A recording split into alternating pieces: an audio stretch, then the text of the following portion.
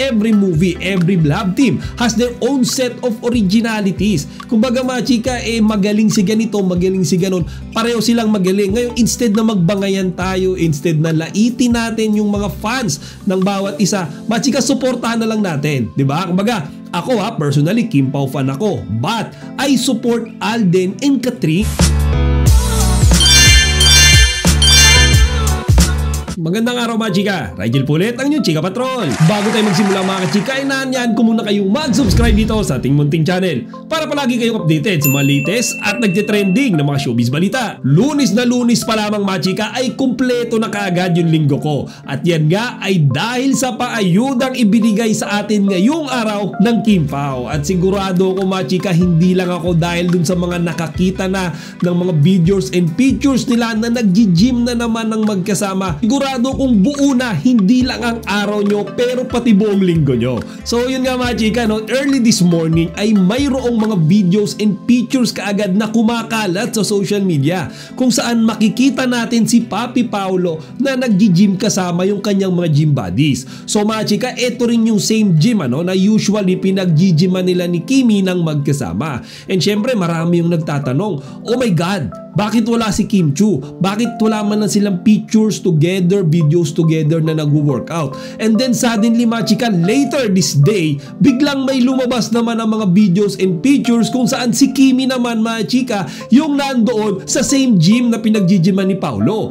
So marami ngayon yung naging assumption yung mga fans na tabay ba silang nag-gym kanina? Magkasama ba sila kanina? And then mga chika, na-prove nga yan nung makita nila na yung mga friends ni Kimi at ni Paolo na nagtag or nakatag doon sa mga videos na yon ay iisa lang. So technically mga chika, kumpirmado na magkasama sila kanina same time sa iisang gym. So ayan mga chika, yung paayuda sa atin. And nakakatuwa mga chika kasi talagang hindi madamot yung mga workout friends nila. Kumbaga isinishare nila sa atin ng mga wala doon sa lugar na yon kung ano nga ba talaga yung mga ganap sa Kim Pao. Kasi kung aasa tayo kina Kimi at kay Paolo mga chika, napaka-private ng dalawang yan. Hindi nila sinishare sa atin yung mga time na kapag sila ay magkasama. Kumbagay alam na alam nila kung paano tayo pa-excited na mga Kim Pao fans sila. And mga chika, di ba may nalalapit nga silang movie, may mga lumalabas na sneak peek ng mga shooting na ginagawa nila, and yet wala pa silang ginagawang any promotion.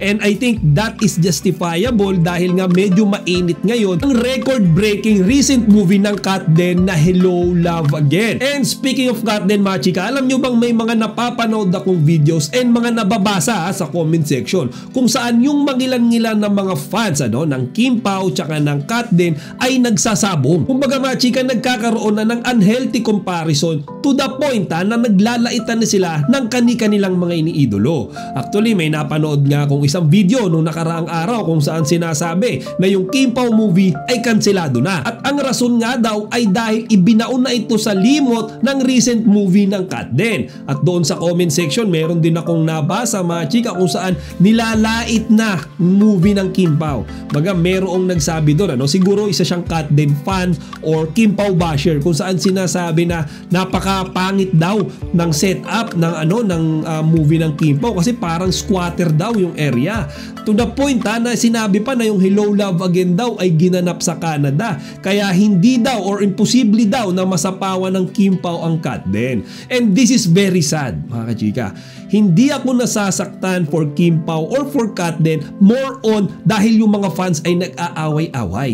Di ba mga chika, kagaya nung sinabing yan, hindi mo naman pwede i-compare or basehan yung venue, yung lugar ng pinagshootingan dun sa magiging outcome ng movie. Di ba? Kumbaga, perke ba isinut yan sa Canada or isinut yan sa squatter area ay magkakaroon nito ng epekto sa magiging kalidad ng pelikula? Di ba wala naman mga chika kasi every movie, every love team has their own set of originalities. Kumbaga mga chika, magaling si ganito, magaling si ganon, pareho silang magaling. Ngayon, instead na magbangayan tayo, instead na laitin natin yung mga fans ng bawat isa, mga chika, suportahan na lang natin. Di ba? Kumbaga, Ako personally, Kim Pao fan ako. But I support Alden and Catherine. Ganun lang yun mga chika.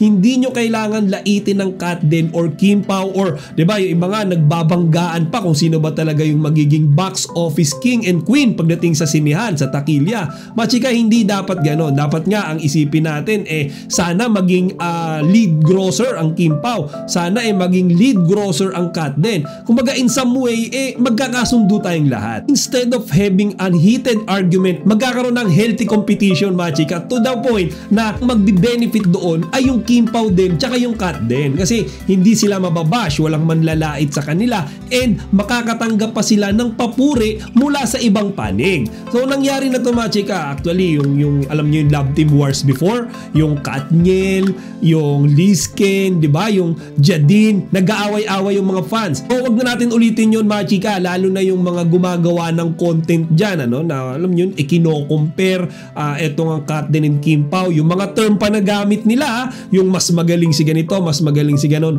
No mga chika, pareho silang magaling, di ba? Itong dalawang love team na to is expert in their own field, which make them unique mga chika in their own different way. Kumbaga, hindi siya lamang dito, hindi siya inferior dito, hindi siya superior dito, hindi siya superior doon. Pareho lang mga chika. Let's treat them equally. Tsaka kung mapapansin nyo mga chika, kahit yung Kim Pao and Katden, sinusuporta nila isa't isa diba? Kumbaga nakikita natin ngayon yung Kim Pao dahil nga talagang pinag-uusapan yung Hello Love Again. Yung Kim Pao tahimik mga chika, nagpaparaya sila despite na meron na silang shooting na ginagawa, hindi sila nag-iingay sa media di ba? Kumbaga ano lang sila, talagang ginagawa lang nila yung daily activities nila, laylo sila. Kumbaga kung meron man tayong mga update sa kanila from their friends, hindi galing sa kanila kasi alam nila na talagang time ngayon, moment ngayon ng Katden. And pagdating naman ng Kim Pao moment, definite na yung Katden naman yung magpaparaya. Siguro during those point in time mga chika, medyo laylo naman yung Katden, medyo patatahimikin muna nila yung kanilang kaswitan, yung kanilang kulitan, and then let Kim Pao na enjoyin naman yung moment nila. So to wrap up mga chika, again, I'm encouraging everyone na wag tayo maging toxic. Pareho nating mahalin yung iniidolo ng bawat isa, respeto natin sila. Imbis na i-compare natin sila sa isa't isa, purihin na lang natin silang pareho kasi for me personally, parehong magaling. And like what I said earlier mga chika, each love teams, mapa-Katden man yan, Kim Pao, or any other love teams, they have their own set of originalities which make them unique from one another. O siya mga chika, hanggang dito na lang muna. Sana huwag nyo kalimutang ibahagi ang inyong mga opinion dito sa comment section. Chika Patrol signing out!